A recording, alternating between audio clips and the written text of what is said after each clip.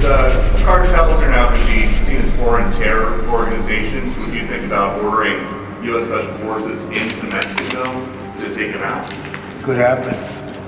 Stranger things have happened. Chapo's partner and cartel co-founder, Mayo Zambada, has overseen decades of deadly cartel clashes, a community's heartache, even the army unable to curb the cartel carnage. The U.S. just made a game-changing move, officially labeling Mexican cartels as foreign terrorist organizations, and the cartels are ready to fight back. This designation isn't just for show. It gives the U.S. the power to freeze cartel assets, hunt down leaders, and even launch military strikes across the border. But the cartels aren't backing down. If anything, this could push them to retaliate like never before through targeted assassinations, cyber warfare, and direct attacks on U.S. law enforcement. And now, Ismael El Mayo Zambada, one of the most elusive and powerful cartel bosses, is sending a chilling warning. After 35 years in the shadows, El Mayo was taken down, not by law enforcement, but by betrayal. El Chapo's own son, Joaquin Guzmán López, sold him out, igniting a bloody cartel war. Now Mayo's allies are promising revenge, not just in Mexico, but against the U.S. itself.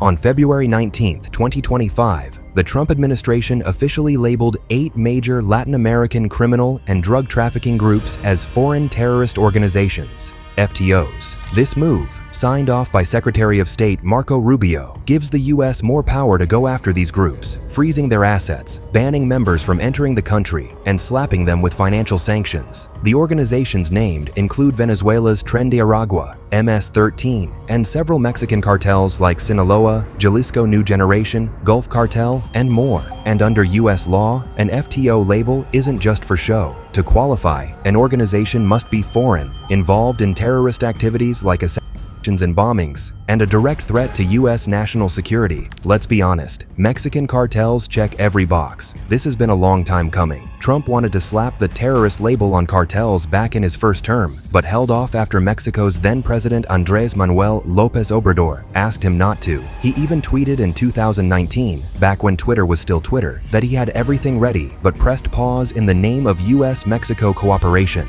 But Trump's patience has run out. He's been pushing for more aggressive action, even floating the idea of bombing fentanyl labs in Mexico. Are strikes against the cartels still on the table? Absolutely. Even against our biggest trading partner? Absolutely.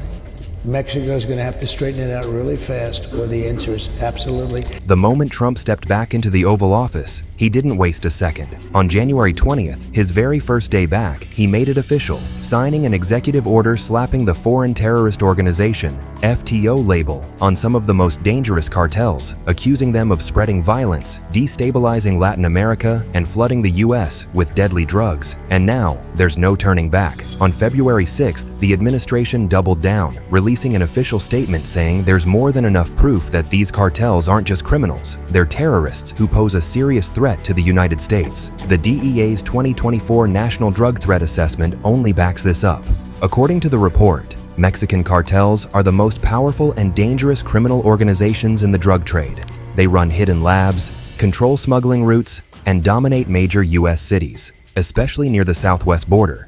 But their reach goes far beyond drugs. The DEA also exposed their involvement in weapons trafficking, money laundering, human smuggling, bribery, and extortion. And we're not just talking about Mexico and the US. These organizations have operations stretching across Europe, Africa, Asia, and beyond. And right now, the cartel's most dangerous product is fentanyl, a synthetic opioid that has become the leading cause of death for Americans aged 18 to 45. The DEA says fentanyl is the nation's most urgent drug crisis because it's up to 50 times stronger than heroin, making it incredibly lethal.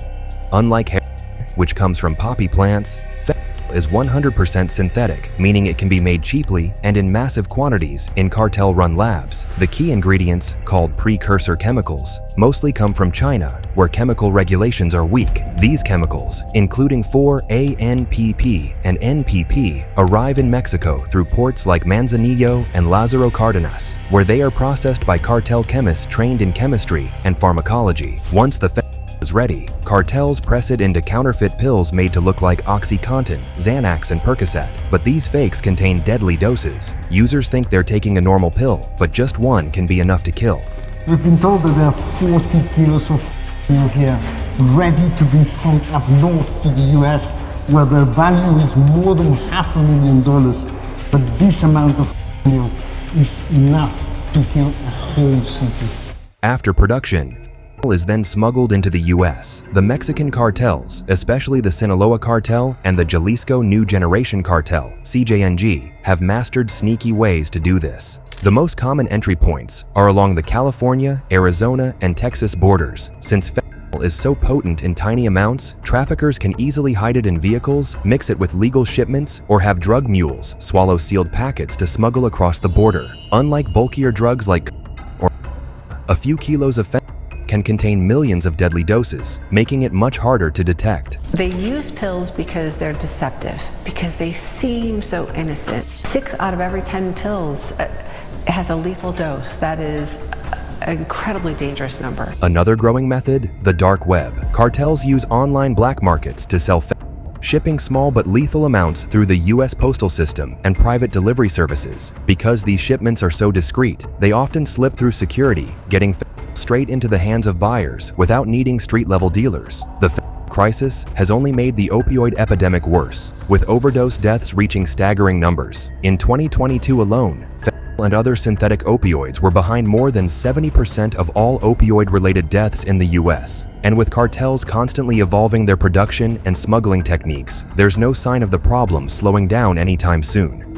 If you are on any social media app, the cartels can get to you.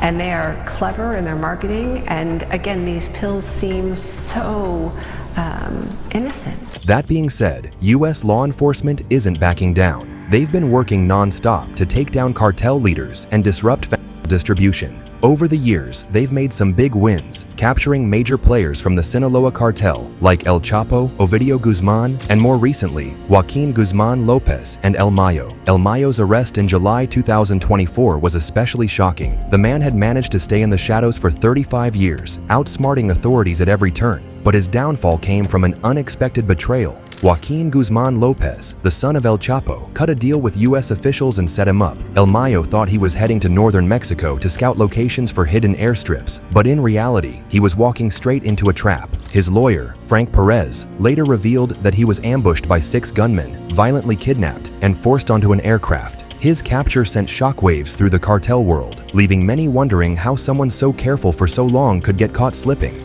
On July 25th at this Culiacan ranch, El Mayo arrived with an armed security detail and drove down this road to meet El Chapo's son, Joaquin Guzmán López, and some Mexican politicians.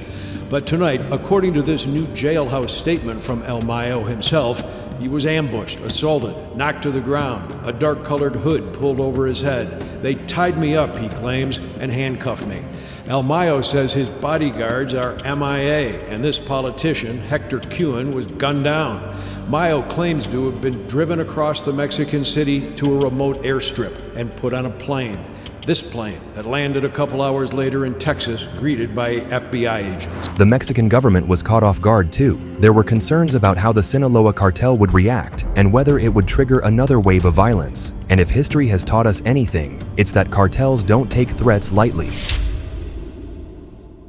We've seen it before. Back in 2006, when President Felipe Calderón declared war on the cartels, things spiraled fast. Cartels fought back hard, targeting police, military personnel, and even government officials. Entire police forces quit out of fear, and brutal assassinations became the norm. And beyond just killing, cartels used psychological warfare, making sure their victims' bodies were displayed in gruesome ways to send a message. One of the most chilling displays of cartel power happened in October 2019, when the Mexican government tried to arrest Ovidio Guzmán López. Instead of backing down, the Sinaloa cartel launched a full-scale Culiacan, and it was absolute mayhem. Cartel members set cars on fire, blocked roads, and flooded the streets with over 700 heavily armed men. They came in with armored trucks, high-powered machine guns, and even rockets, completely overwhelming law enforcement. It got so bad that the government had no choice but to release Ovidio just to stop the bloodshed. Police appeared to be outgunned by drug cartel forces as civilians ran for safety. Cartel members setting vehicles on fire to block roads, preventing security forces from maneuvering as men with heavy machine guns opened fire. I don't think we've really seen anything like this on this scale in Mexico, maybe ever. Mexico's own security forces don't have the ability to defeat a cartel with, all the gun power that the Mexican military has, the Mexican police. To stem the violence, Mexican security officials were forced to release Guzmán. Even though Ovidio was eventually rearrested, extradited, and is now awaiting trial in the US, that moment was a wake-up call. It showed the world just how organized, violent, and fearless these cartels could be. Now, after El Mayo's capture in July 2024, the government braced for more cartel violence, and they were absolutely right to be worried. The Sinaloa cartel has now split into two rival factions, turning their stronghold of Culiacan into a full-blown war zone. On one side, you have La Masia, led by El Mayo's son, Ismael Zambada Siqueiros, aka Maito Flaco. On the other, you have Los Chapitos, run by Ivan and Jesus Alfredo Guzmán Salazar, El Chapo's sons. But this war hasn't just stayed in Culiacan. It's spread across the entire state of Sinaloa, leaving hundreds dead or missing since September 2024. Bodies are turning up everywhere, and the cartel violence is more brutal than ever. Townspeople in Culiacan are having to adjust to a new reality. One where bodies turn up on the street daily. One where schools are closed, businesses have reduced hours. And 2 weeks after the start of a civil war in the Sinaloa cartel, sparked by the arrest in the United States of one of its founders, there's no end in sight. In a shocking twist, Los Chapitos have even teamed up with their old rivals, the CJNG, to wipe out La Masia completely. This alliance just proves how ruthless and strategic these groups can be when their power is on the line. And with the US officially labeling cartels as terrorist organizations, experts are warning that retaliation is almost inevitable. And if history tells us anything, this time it could be even worse than what's happened in Mexico. This move has also reignited fears that the US might take military action inside Mexico. And it's not just speculation, some powerful voices are already pushing for it. Right after the announcement, Elon Musk, Trump's senior advisor, took to social media, bluntly stating that this designation now makes cartels eligible for drone strikes, and he's not the only one. Defense Secretary Pete Hegseth was recently asked in an interview if the military could be used to go after the cartels the same way the US targets terrorist groups like Al-Qaeda overseas. And this was his response. I don't want to get ahead of the president, and I won't. That's ultimately going to be his decision. But let me be clear, all options will be on the table.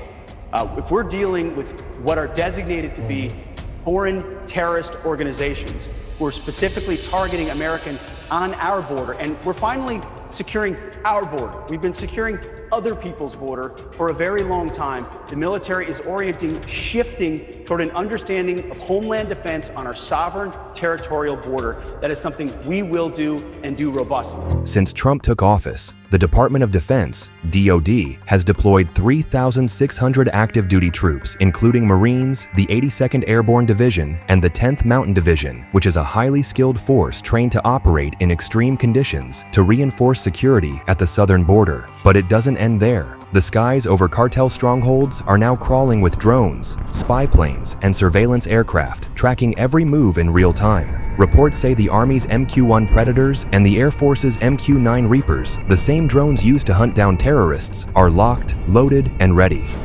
The Defense Department has been helping on the border for decades, just not at the level that President Trump has charged us with right now. Because we believe, and he believes, that border security is national security. Still, Trump's war plan isn't without roadblocks. Legally and politically, sending the US military into Mexico is uncharted territory. No American president has ever ordered direct military action against cartels on foreign soil. And Mexico, they're not having it. Their government has made it clear. US troops will not be setting foot on Mexican land. We will defend our sovereignty and seek cooperation and coordination with the US. They can act in their territory according to their regulations and their constitution. But Trump doesn't take no for an answer. He turned up the pressure with economic warfare, slapping tariffs on Mexico to force action. At first, President Claudia Sheinbaum pushed back, preparing retaliatory measures against US imports. But in the end, she folded, agreeing to deploy 10,000 National Guard troops to Mexico's northern border to tighten the noose on cartels and migrants. But let's not pretend that's the end of it. The cartels aren't scared, they're furious. And And now, there are reports that El Mencho, the ghost-like leader of the Jalisco New Generation Cartel, CJNG, is already plotting revenge attacks against the US. The terrorist designation has CJNG directly in the crosshairs, and for good reason. These guys aren't just any cartel. They're one of the most dangerous criminal organizations in the world. They run the fentanyl and meth trade, fueling the overdose crisis in the US. And when they go after someone, they don't just take them out, they make an example of them. Rivals, cops, even civilians. It doesn't matter. The DEA has been chasing them for years, launching Project Python in 2020, which led to 600+ arrests and even the capture of El Mencho's own son, El Menchito. But Mencho himself? Still in hiding, calling the shots from the shadows. And now, he's gearing up for war. Ever since Trump took office, reports say he's been stockpiling RPGs and heavy weapons, preparing for a fight. And it's not just defensive, he's going on the offensive. According to new intel, cartel bosses have given the green light for their foot soldiers to start targeting US officials. Cartel operatives have actually been given permission to shoot at US Border Patrol agents. They're feeling the pinch now since the President Trump has shut down the border, essentially. We used to have, hundreds or thousands of people coming across a day during the Biden administration, and now it's less than 50. And the violence is already spilling over. January 22nd, San Diego County. A group of hikers in the Jacumba wilderness was ambushed by suspected cartel members. Gunmen fired warning shots, then shot one hiker in the leg. January 28th, Texas border. A video surfaced showing cartel gunmen opening fire on Border Patrol agents. The footage even shows masked shooters taking aim at a US drone. And here's where it gets insane. Cartels are now deploying kamikaze drones and homemade bombs against US law enforcement. Border agents have been ordered to stay locked and loaded 24/7. Bulletproof vests, weapons ready, eyes on the sky. The cartels authorize the use of weaponized drones, explosives against CBP personnel and U.S. law enforcement down there at the southern border. Now, they're actually being encouraged, of course, to remain cognizant and vigilant, but they're also being encouraged to use their long arms. Like, I have never seen this in a CBP memo before. And here's where it gets really terrifying. This isn't just cartel talk. These organizations have a long history of assassinating officials in Mexico, and experts warn they could bring that same level of terror to the US political figures, law enforcement leaders, even military personnel, all potential targets. And with their deep ties to Chinese underground banking networks and US-based gangs, cartels have the resources to make it happen. But it doesn't stop at violence. Cartels are evolving. They're tapping into cybercrime, using stolen data to track targets and even infiltrate government and corporate systems. If they can't outgun US forces, they'll outmaneuver them in the digital space. Imagine the chaos if a cartel-linked cyber attack shut down a city's police system, disabled emergency services, or compromised government databases. Now, combine that with waves of violence in cartel-controlled US neighborhoods. That's not just crime, that's terror. And if fear spreads far enough, the public outcry could force the US to back off entirely. The question is, who will blink first?